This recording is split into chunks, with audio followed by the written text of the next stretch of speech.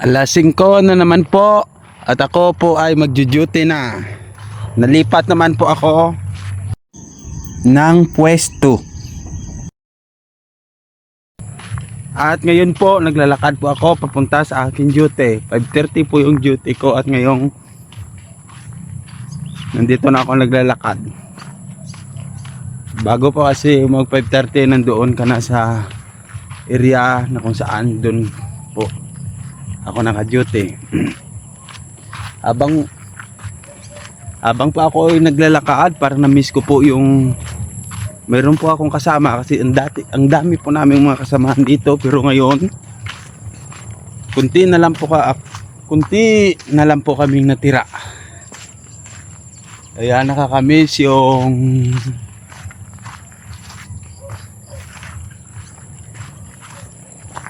mga kasama ko dati dito.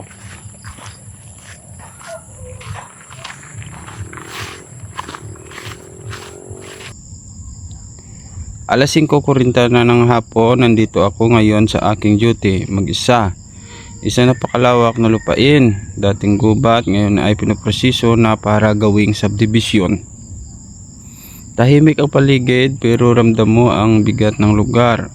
Dati po puro puno at damo ang nandito, ngayon bakas na ang pagbabago, may mga marka at mga linya, sinyalis na malapit nang mag-iba ang lahat. Mag-isa akong nagbumintor sa buong area, walang ilaw, walang kasama, ako lang at ang hangin. Paminsan-minsan may naririnig kang tunog. Hindi mo alam kung hayop o imahinasyon mo lang. Ganito ang duty sa gabi. Kailangang alerto, kailangang matatag. Dahil sa ganitong lugar, hindi lahat ng tahimik ay ligtas. Habang palubog ang araw, lalo mong nararamdaman ang lamig ng paligid. At habang nagdilim, mas magiging totoo ang pakiramdam na hindi ka talaga nag-iisa. Ito ang aking duty, ito ang aking kwento. At kung ano man ang mangyari ngayong gabi, saksi kayo. Sa lugar na to, wala talagang ilaw. Paglubog ng araw, natural na dilim ang bumabalot sa buong paligid. Hindi mo nakikita ang gumagalaw, naririnig mo lang. May biglang kaluskos sa di kalayuan. Hindi ko alam kung saan galing, kaya huminto muna ako. Sa ganitong sitwasyon, hindi tapang ang inuuna kundi pakikinig. Tahimik akong nakatayo, hinahayaang masanay ang pandinig ko sa dilim. Posibleng hayop, normal yan sa dating gubat. Pero kahit normal, kailangan pa ring mag-ingat. Kaya mas inaayos ko ang pwesto ko. Mas pinili kong huwag gumalaw ng basta-basta. Ito ang tunay na survival. Hindi mo nilalabanan ang dilim. Inaangkop mo ang sarili mo ito. Hanggang dito muna ang pagbabantay ko sa gabing ito. Tahimik pa ang paligid at patuloy akong naka-alerto. Ito ang duty sa gitna ng dating gubat. Walang ilaw, walang kasiguraduhan. Ikaw lang at ang gabi. Habang nagsasalita ako ngayon, unti-unti nang nilalamon ng dilim ang paligid. Wala kang makitang malinaw, pero ramdam mo lumalawak ang katahimikan. Sa ganitong oras, mas magiging alerto ang pakiramdam. Kahit simpleng tunog, parang mas malapit. Tahimik ang lugar, pero hindi ibig sabihin ligtas. Ito ang oras na mas pinili mong tumahimik. Mas makinig kaysa magsasalita. Dating gubat ang lugar na to, at kahit binago na ng tao, may mga oras na parang bumabalik ang dating anyo. Sa survival, hindi mo minamaliit ang paligid. Kaya nandito lang ako, hindi gumagalaw ng basta-basta. Pinagmamasdan ang dilim at hihintay ang susunod na mangyayari. Ganito ang duty sa oras ng dapit hapon.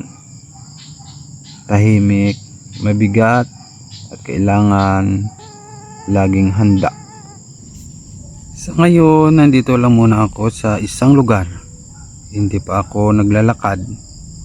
Pinipili kong manatili muna rito dahil sa ganitong oras, mas mahalaga ang pagiging kalmado kaysa padalos-dalos. Tahimik ang paligid, walang ilaw, at habang tumatagal, mas ramdam ang dilim. Kung may narinig man ako, hindi ko rin alam kung saan galing.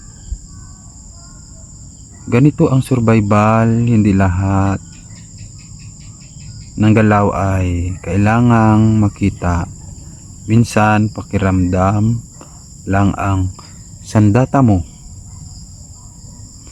Habang nandito ako at nagbabantay, kung bago kayo sa channel na to, mag-subscribe kayo. Dahil ang mga ganitong gabi, hindi palaging ligtas at hindi palaging may kasama. Ang duty,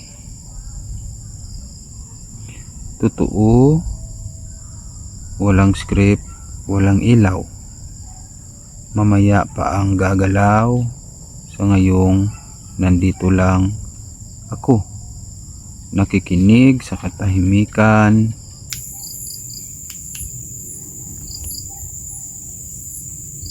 Habang po tayo nagro-robing po, nasa duty, naghahanap po tayo ng pwedeng makain dito po sa gubat para mayroon po tayo may makain bukas. Ito po yung totoong survival po dito sa gubat. Naghahanap po tayo ng makain. Yung hinahanap po natin kung mayroon pong mga ibon na pwedeng mapakinabangan, kulihin po natin at yun yung pangkain po natin bukas.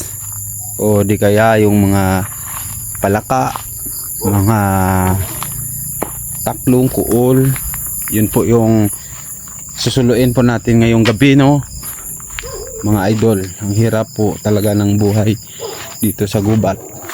Kailangan po natin talagang lumaban ng lumaban. Wala po tayong may magawa. Kasama po ito sa buhay at ito lang po kasi yung narating natin sa buhay natin. Wala tayong magawa, kaya laban lang. Yan, o mga idol, ito yung paligid, sobrang masukal.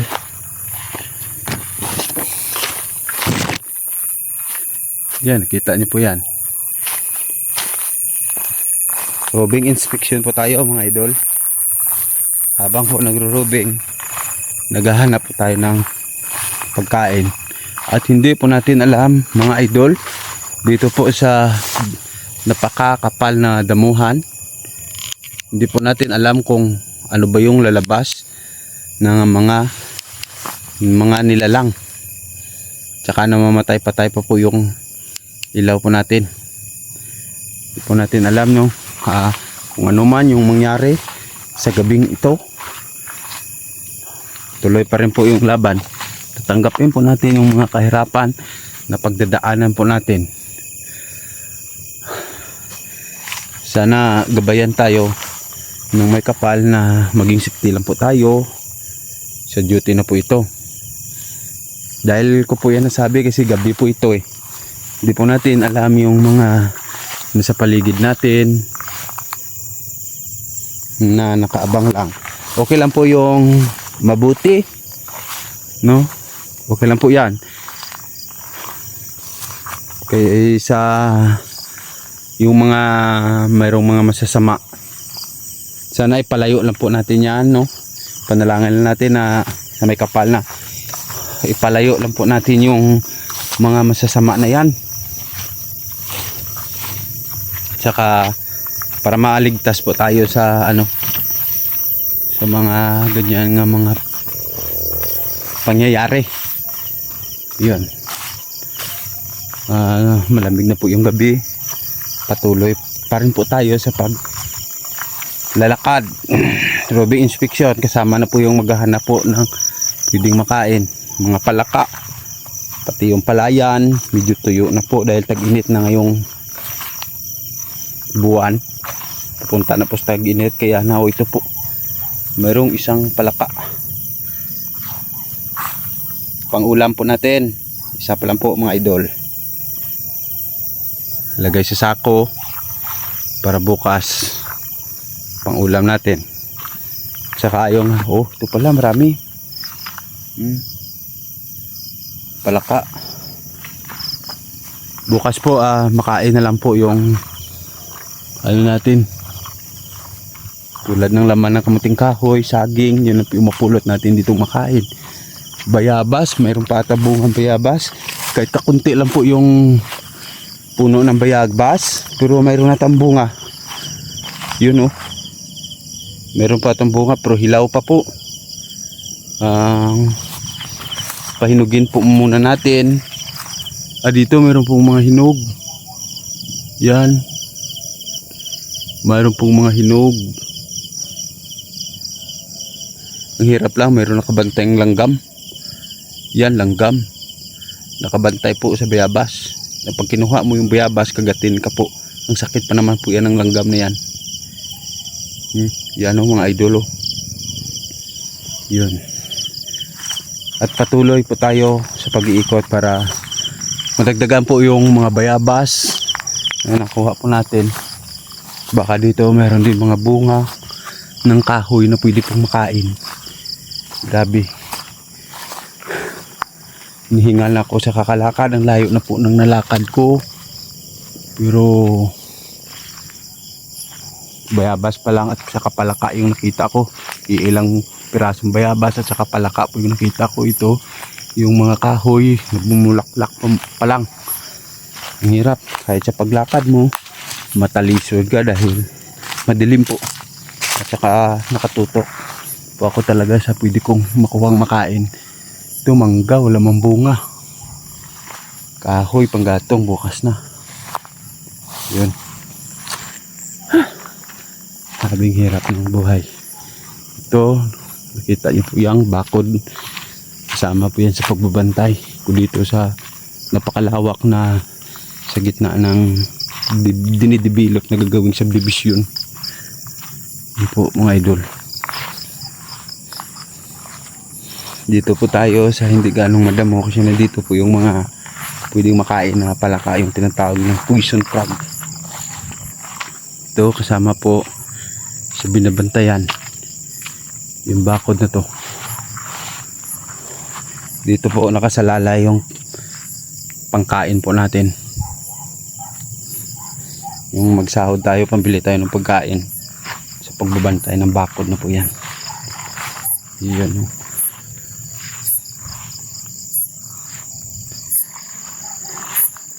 At wala po hinto yung paglalakad natin, patuloy lang po mga idol. Kung may mga guni-guni po, hinto muna saglit, may aso.